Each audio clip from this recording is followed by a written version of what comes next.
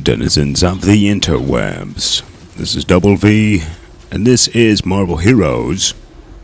Now, I did a little funky video on it before, but due to request, we're back on this game because I'm going to weigh in on what I think about it due to my impressions thus far. And we will do so in what I consider to be important categories in a video game. The first of which is the first thing that you see, which is the graphics. From a technical graphics standpoint, we are not talking about Super AAA. You know, it doesn't compete with Battlefield or things of that nature. However, these are polished graphics. They actually are. If you turn the settings on high and just notice the animations and the skill effects and whatnot, you will see that there aren't any other ARPGs that have this level of technical graphics. The issue is that they become sort of overshadowed because they're poorly optimized. Now, I run a AMD FX 4170, I think it is, which is a stock 4.2 GHz quad-core CPU. On the highest graphics settings, there are times in this game where it's complete slideshow, which does no justice to the wonderful animations in the game. This is especially obnoxious because if you look at the system specs that are required, they're very, very, very low. I can't imagine how poorly this game runs on the recommended system specs. I mean, my CPU, graphics card, and whatnot are at least twice as good as the recommended system specs, and I still find it to be very low performance. But the graphics card doesn't even come into play, really. This game hardly uses any GPU. It quite clearly is hanging on the CPU, and the required CPU that they list is just too low to play the game. Let's face it. As far as other performance issues, there are some hard drive related stutters, but not a lot. I would say just install it on an SSD, and you'll be totally fine. Or maybe not fine, but as fine as you can be. I think I remember I installed this on a RAM disk in the first playthrough, and there were still stutters in areas, and I assume it's due to CPU issues rather than file in and out issues, which normally I would blame for such stutters. Performance aside and technicalities aside, the art style of the game leaves something to be desired. Now, they've got the Marvel characters down, the way that they're supposed to be and whatnot. But the UI and the general feel of the world is not as atmospheric as I thought it could be. Now, don't get me wrong, I mean, it's well done. It's just not epic, legendary, and unforgettable like it could have been. I mean, we're talking about superheroes here. Everything is supposed to be as epic as fucking can get.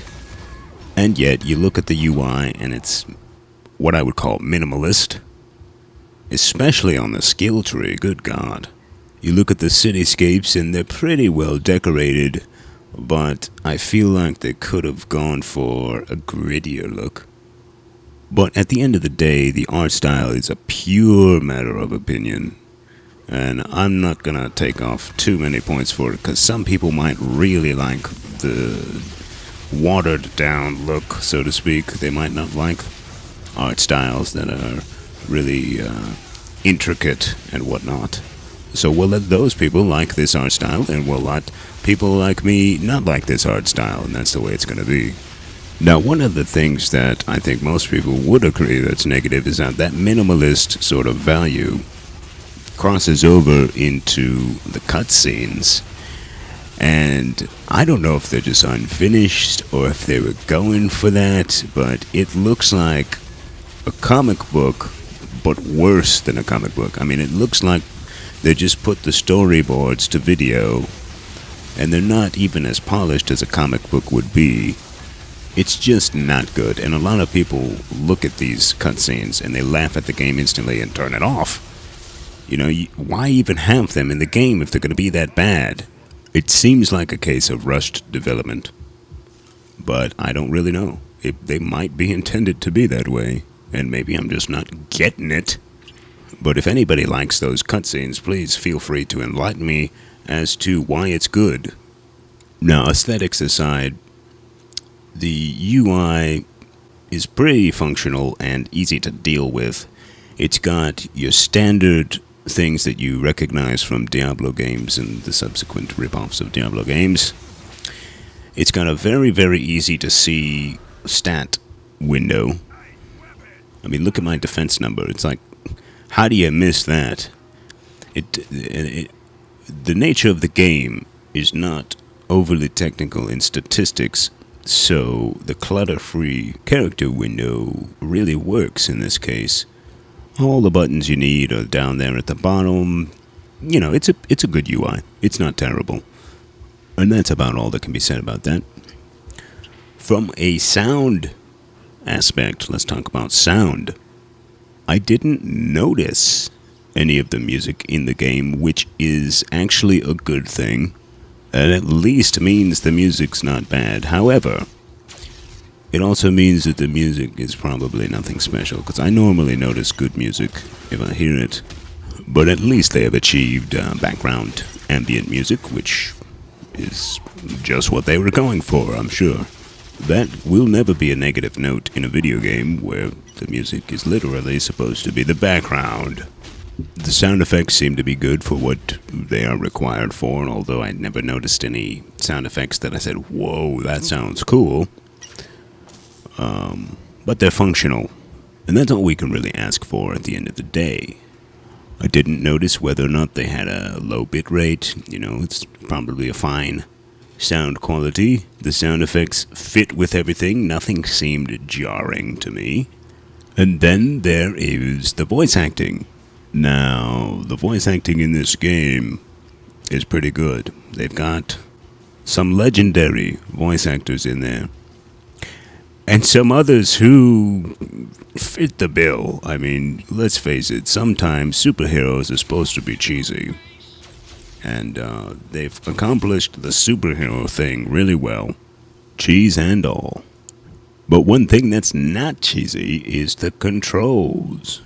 Yeah, baby.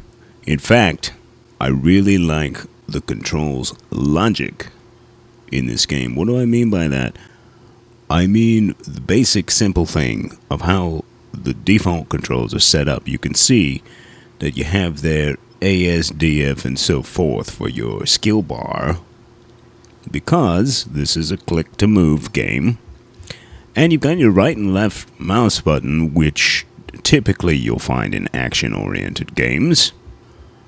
But the fact that they didn't use anything that makes your hand move too much is really, really good, because you can whip things out in the heat of battle very easily. The only gripe I would have is that because the skill tree is kind of small, you don't really get a lot of slots, and you really don't have anything to put in slots if you did have them. So I feel like overall they're pretty simple. And on top of being simple, I hate to say it, but they're a little bit clunky when you go ahead and do press the buttons with the wonderful logical control scheme.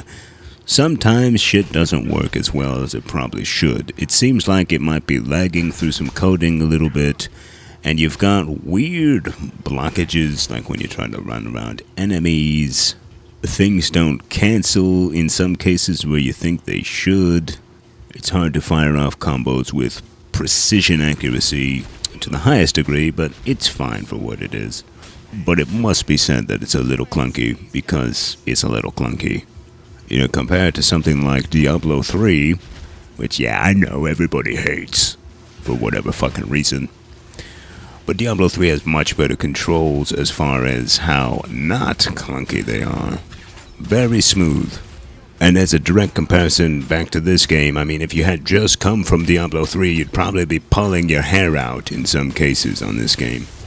It seems to me that because the game was rather complex in that they had a lot of different classes, all the heroes are essentially a different class. They probably didn't have enough time to iron the mechanics out because they have a lot of content, so to speak. You'll notice that some characters are less clunky than others, and it's probably a direct result of this. And that's certainly all that needs to be said about the controls programming. Let's talk about innovation. This game doesn't have it. Every character is from something else that someone else created. The game mechanics are from other games, such as Diablo. The style of game, the viewpoint of the game, the setting, there's practically nothing that's innovative about this game, and that is the point. This seems like a game where everything is supposed to be familiar. Now, if anybody knows of something in here that's truly innovative, let me know. But I feel like everything you've seen in this game is either from some other ARPG, an arcade game, or a comic book / movie. I mean, I just don't see anything new. At all. Anywhere. But that is not a bad thing. Innovation does not make a game good or bad. Now, it can be exciting, but a lot of times innovation blows ass. It's innovative to teach an ape how to play guitar, but it doesn't mean the fucking guitar playing is going to be any good. At the same time, things do get a little boring when you keep making the same game over and over again. That's why I'm kind of glad that this game is a little bit of a mix of some different things. So although it's not innovative, it is fresh, because you haven't seen a game quite like this before. Yeah, you've played Diablo, you played Torchlight, but we're talking about superheroes now. It actually does make all the difference in the world. It feels just enough like Diablo and just enough like something that you've never seen before, although if you look at all the separate parts, you've seen them all. So it's a very interesting game in that aspect. Now, if we are to talk about game mechanics, there are a few different points to be made. Now, in the area of character building and statistics and whatnot, this game is pretty lackluster because all the character builds are fairly simple. And it does, in a way, play off of the Holy Trinity type thing for party-based play. There are tanks, there are DPSs. I don't know if there's any true healers, but there are control people, utility, all that good stuff. It is mechanically built for team play. Now, I didn't get far enough into the game to see how well that's done. But I imagine it's pretty subjective because the boss fights tend to have varying mechanics. So I don't imagine there's a lot of straight tank and spank, but it does exist. I fought some bosses on this little run through that I just tanked and spanked. Now, by the time I was up to what you see here, I was vastly underleveled. See, somebody in my party is level 11. I think I was level 5. I think I just dinged level 5 when I came in here, and I didn't even allocate my points yet. But assuming everyone was up to snuff and geared, there might be some tank and spank. I don't know. I didn't experience that. It seems more like a hybrid to me, where on some things you'll be able to Holy Trinity, on some things you'll be able to do guerrilla tactics, on some things it will be good to be heavy CCs. So, just from a little observation here, it seems like the team play and character interaction and PvE mechanics, as far as strategizing and tactics go, could be quite interesting. Hopefully they make it a lot more difficult later on to fully utilize those types of mechanics. But enough about mechanics. Let's talk about the community. This is touted as an MMO, and it has an MMO flavor. However, I don't get the sense of community. I don't get a community vibe in this game. Yeah, you walk into a dungeon, you're auto-pugged with people, there's some interplay there. But the general chat's not booming. You don't have a lot of people talking to you. You don't have a lot of people trading with you. Overall, it doesn't feel really MMO-ish. It doesn't feel really community-oriented. And I think they need to work on that a little bit. It would probably help just to even have a world chat. It's just nice to feel like there's a lot of other people there. At the very minimum. Now, of course, you get that feeling when you're running around. There's, as you'll see in a few minutes, there's world bosses, for Christ's sakes, where people show up and raid. But still, nobody says a word to each other normally. It's just a big clusterfuck of silent people killing venom in the streets. They could all be bots for all I know. Jesus, I mean, it's really bad. There's no community whatsoever that I saw. You know, in both occasions, and I've played this game for a little while, I saw no sense of community in any way at all. Now, it used to be slightly better because it didn't auto-group you. There were at least people LFGing, but you don't even have that now. Now, this might change when you get to the end of the game. However, I don't feel like you should have to play all the way to the end of the game just to have a community. The game needs a fucking community all the time. But before I get too pissed off about that, which I'm not really pissed off, let's talk about how hard the game is. The skill requirement for somebody who just picks it up and never played another video game in their entire life, I feel like it's medium difficulty. That's what I'll say. The general trash mobs and whatnot are easy. But, well, gosh, I can't even say that anymore. Now that you're auto-pugged on bosses, the boss fights are pretty face roll too.